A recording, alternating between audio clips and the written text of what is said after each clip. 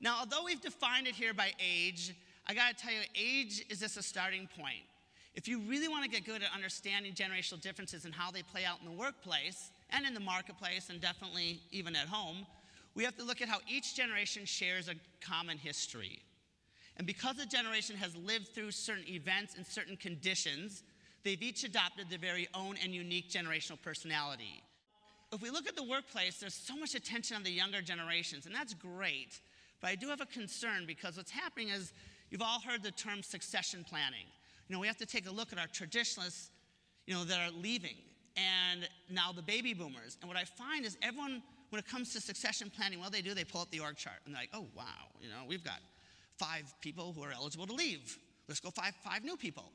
So then we spend all this time trying to figure out what's it gonna get these 5 new people to come work for us? What's it gonna take? What do we gotta do? And we work really hard at that. But no one's paying attention to what's about to walk out the door.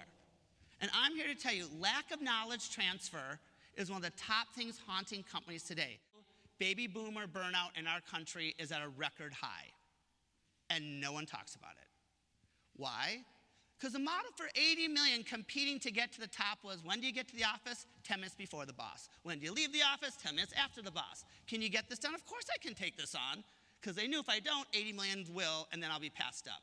So this notion for baby boomers, if you're waiting for them to come to work and say, hey everyone, I'm burning out, never gonna happen. And we've talked to so many leaders, and I'll say, how are you dealing with baby boomer burnout? And they'll say to me, oh, we don't have that. I'm like, well, how do you know that?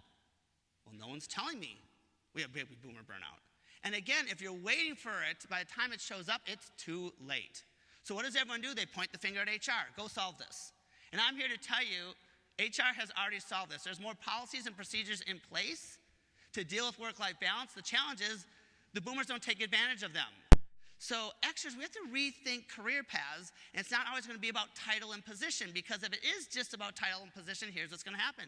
An extra is going to pull up that career chart and that career path, and they're going to look up a few rungs, and they're going to see a sea of baby boomers going nowhere. And they're going to be like, and we call it the gray ceiling.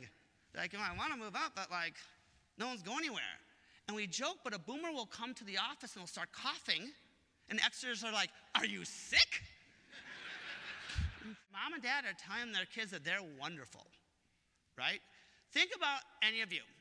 If you were going to a job interview, what would your parents say to you?